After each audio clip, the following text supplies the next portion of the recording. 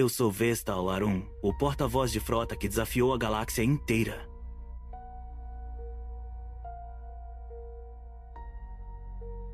As portas da câmara se fecharam atrás de mim com um som que parecia o último suspiro de alguma coisa viva. 900 luzes pendiam acima do plenário, uma para cada império da concordância, e todas estavam acesas. 900 impérios, presentes, acordados, prontos para extinguir uma espécie que nem existia 300 anos atrás.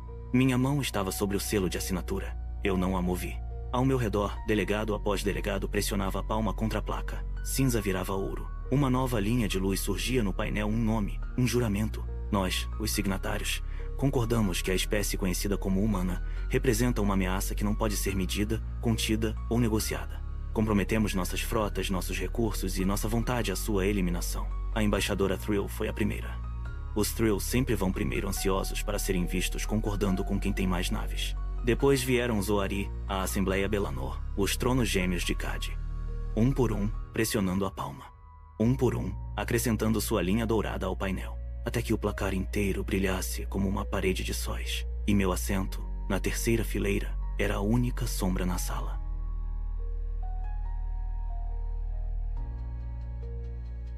Quero explicar algo antes de contar o que aconteceu depois. Porque se você não entender por que 900 mundos estavam dispostos a apagar um, nada do que vem a seguir fará sentido. Nunca foi sobre armas. Todo o Império naquela Câmara já enfrentou espécies com armas terríveis. Armas seguem regras. Podem ser medidas, combatidas, previstas. Humanos não podiam ser medidos. Em 300 anos, essa espécie passou de queimar carvão em caixas de metal a construir naves que dobram o espaço. E fizeram isso enquanto lutavam entre si o tempo todo. Jamais se unificaram como todas as outras espécies foram forçadas a fazer antes de alcançar as estrelas. Lutaram por recursos, por território, por ideias. E então, sem pausa para respirar, fizeram algo que ninguém esperava. Cumpriram cada promessa que já fizeram a um estranho. Essa era a parte que a concordância não conseguia aceitar. Uma espécie com armas terríveis é perigosa. Uma espécie com armas terríveis, memória para bondade e memória ainda mais longa para ofensas, é outra coisa. 900 impérios olharam para essa combinação e viram apenas o perigo. Eu olhei e vi algo que não conseguia esquecer. Aconteceu em Kelvus Reach, um posto de escuta na borda do espaço contestado, mais próximo do território humano do que qualquer diplomata admitia. Eu não era comandante de frota ainda. Era um oficial júnior com 60 tripulantes e uma estação que nunca deveria ver atividade real. Estávamos a 3 ciclos de uma rotina de varredura quando o núcleo do reator começou a falhar.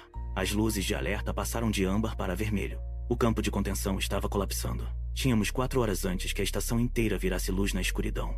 E nenhuma frota de resgate do nosso território poderia nos alcançar a tempo. Enviamos o sinal de socorro mesmo assim. É o que se faz, mesmo quando os números não estão a seu favor. Eu não esperava resposta, muito menos da direção de onde ela veio. Um cargueiro humano. Uma nave batida chamada Meridian Star. Viajando por uma rota que, por tratado, humanos não deveriam estar usando. Eles não tinham razão nenhuma para responder. Tinham todas as razões para não responder. Responder significava cruzar espaço contestado em uma nave civil desarmada rumo a uma estação de um império que o governo deles não reconhecia oficialmente. Responderam mesmo assim.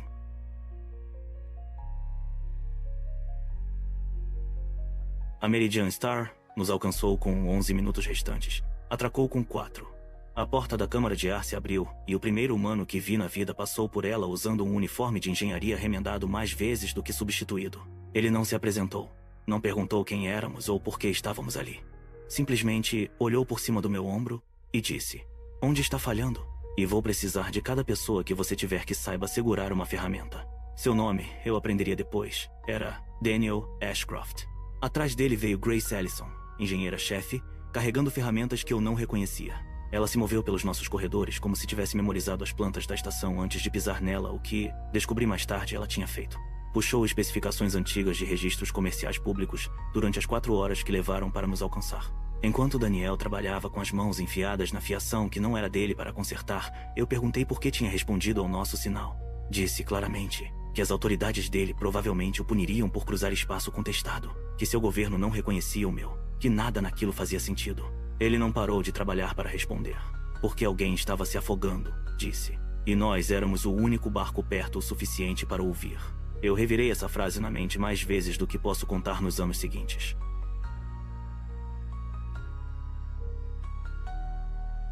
Grace Ellison estabilizou nosso campo de contenção com 90 segundos restantes. As luzes vermelhas voltaram a âmbar e depois lentamente a um verde constante. Daniel Ashcroft sentou-se no chão do corredor do reator, exausto, o uniforme manchado de fluido refrigerante, e riu um som curto e cansado. Você vai nos dever um drink algum dia, disse. E eu prometo que vamos cobrar. Ofereci pagamento imediatamente. Combustível, suprimentos, transferência de tecnologia, qualquer coisa dentro da minha autoridade. Porque era assim que dívidas funcionavam em cada canto da galáxia que eu conhecia. Você salva uma vida. É compensado. O livro se fecha. Todos seguem em frente. Ele recusou tudo. Nós não fazemos isso para você nos pagar, disse. Fazemos porque precisava ser feito. E depois vamos para casa. Se quiser nos agradecer de verdade, guarde na lembrança. Esse é o único pagamento que importa para gente como nós. Eu não entendi naquele momento. Entendo agora. E é a razão inteira pela qual fiquei naquela câmara de assinatura e me recusei a pressionar minha palma contra.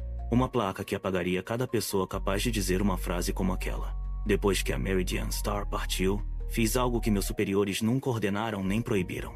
Mantive um arquivo privado de tudo que testemunhei, porque suspeitava, mesmo naquela época, que os canais oficiais comprimiriam tudo numa única linha seca. Embarcação civil não autorizada prestou assistência técnica não programada. Ao longo dos anos, acrescentei relatos ao arquivo. Oficiais da Concordância, que cruzaram com tripulações humanas em regiões de fronteira.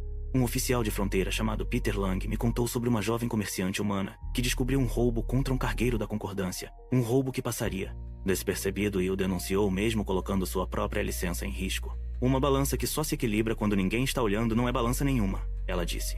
Outro relato veio de um diplomata que testemunhou o outro lado da moeda. Uma colônia humana enganada em um contrato de mineração por uma casa comercial Bellanor. Os humanos não retaliaram imediatamente. Simplesmente mantiveram registros. Pacientemente. Por 11 anos. Até que a Casa Bellanor fechou um negócio muito maior e muito mais público e os humanos divulgaram tudo o que tinham no pior momento possível. Sem uma única voz elevada. Sem uma única arma empunhada. O ato de retaliação mais devastador que ele já testemunhara. O padrão era claro. Humanos não calculavam o custo da bondade antes de oferecê-la. Ofereciam primeiro e lidavam com o custo depois. Mas a mesma espécie que cruzava espaço hostil para salvar estranhos também respondia, quando genuinamente ofendida, com uma persistência que não diminuía com o tempo como a maioria dos rancores faz. Um humano traído não esquecia em uma década. Às vezes não esquecia em uma vida inteira. E às vezes seus descendentes lembravam por eles. O porta-voz da Concordância, Torrel Vash, virou-se para mim. Porta-voz de Frota Aurum, disse. A placa está aberta. Eu sei, respondi. Então assine. Não vou assinar. As palavras caíram na câmara como um peso largado. Por um fôlego inteiro, ninguém se moveu. Depois, o sussurro começou. Delegados inclinando-se uns para os outros. Vozes baixas, mas afiadas. O som específico de 900 mundos tentando decidir de uma vez se o que tinham acabado de ouvir era traição, loucura ou ambos. Você entende o que a recusa significa? Perguntou Torrel Vash. Entendo perfeitamente. Significa que confio em algo que vocês não viram. Significa que olhei diretamente para aquilo de que todos têm tanto medo e não encontrei o que estão dizendo uns aos outros que existe. Então nos diga o que encontrou. Gritou uma voz dos assentos Zoari. Eu poderia ter ficado quieto. Poderia ter simplesmente deixado meu assento escuro e permitido que a votação se encerrasse. Mas eu tinha passado anos carregando uma memória que nenhum deles tinha se dado ao trabalho de ler além da primeira página de um relatório. Vou contar exatamente o que encontrei, disse. Me deem a palavra. E contarei sobre uma nave morrendo e as pessoas que não precisavam salvá-la, e salvaram mesmo assim. « 41 dias depois, a armada cruzou o espaço humano, e o que aconteceu em seguida não foi nada que os estrategistas da Concordância tivessem previsto. Os humanos não lutaram para vencer batalhas individuais. Lutaram para tornar o custo da guerra insuportável para cada império que assinou o decreto. Rotas comerciais começaram a sofrer interrupções. Interrupções que os analistas inicialmente chamaram de coincidência até ficar claro que toda rota interrompida dependia de componentes fabricados por humanos. Componentes que simplesmente pararam de chegar. Não por bloqueio militar. Por cancelamentos de contrato perfeitamente legais, acionados por empresas humanas independentes, que governo nenhum ordenou e governo nenhum poderia culpar. Mercados financeiros em 3 mundos signatários sofreram instabilidade súbita quando cláusulas de acordos comerciais negociadas anos antes, em boa fé, foram ativadas automaticamente no momento em que o Império Signatário entrou em guerra aberta com território humano. Cláusulas que esperaram em silêncio por anos. A Concordância tinha se preparado para uma guerra de naves. Os humanos tinham se preparado para uma guerra de consequências. Os Bellanor foram os primeiros a cair. Depois os Oari. Depois os Palit, citando objeções filosóficas que todos sabiam ser alívio disfarçado de princípio. Um por um, os impérios simplesmente pararam de enviar naves. Pararam de atender chamadas. Até que a grande muralha de nomes dourados que enchia o painel da Câmara começou a se apagar não por voto formal, mas por simples e silenciosa ausência.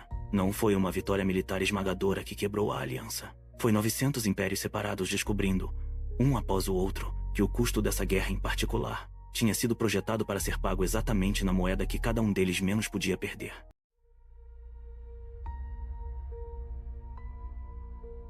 Três noites depois da assinatura, uma mensagem chegou por um canal que oficialmente não existia. Eu a enviei sem autorização do Conselho, sem respaldo político.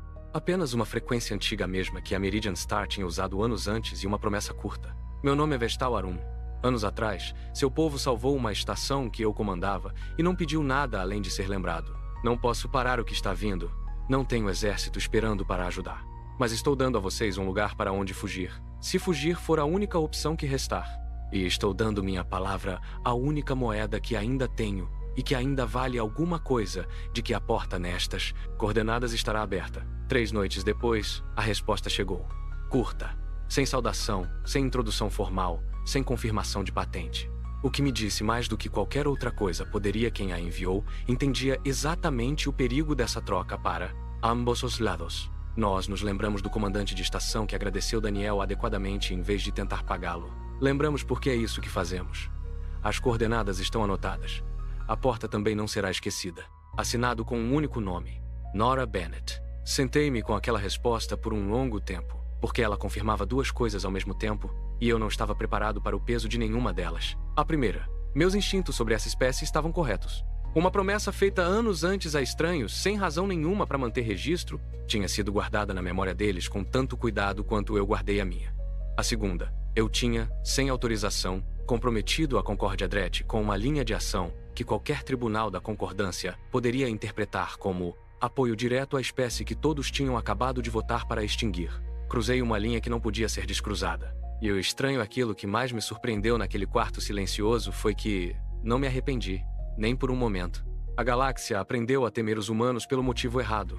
Viu uma espécie que crescia rápido demais, lutava com ferocidade e lembrava por tempo demais, e decidiu que essa combinação só podia ser perigo. O que 900 mundos não entenderam, e o que eu passei a entender completamente, é que o verdadeiro perigo nunca foi o que humanos fariam a um inimigo. Foi sempre o que estavam dispostos a fazer por um amigo, em silêncio, com paciência, a custo real para si mesmos, esperando nada em troca exceto a simples e teimosa insistência de serem lembrados. Eu não assinei aquele dia porque já tinham me mostrado, em uma estação morrendo na borda do nada, exatamente do que essa espécie era capaz quando ninguém estava olhando e nada os obrigava a ajudar. Hoje sou o primeiro enviado oficial da Concórdia Dret ao espaço humano. Semana passada, Grace Ellison e eu compartilhamos uma refeição, a primeira que nossas espécies já compartilharam oficialmente. Ela pagou o drink que Daniel Ashcroft prometeu cobrar, e eu entendi finalmente, completamente, o que ele quis dizer todos aqueles anos atrás. O pagamento nunca foi a bebida. Foi simplesmente isto: 2 pessoas de mundos diferentes, sentadas juntas, lembrando, recusando-se a deixar a dívida desaparecer.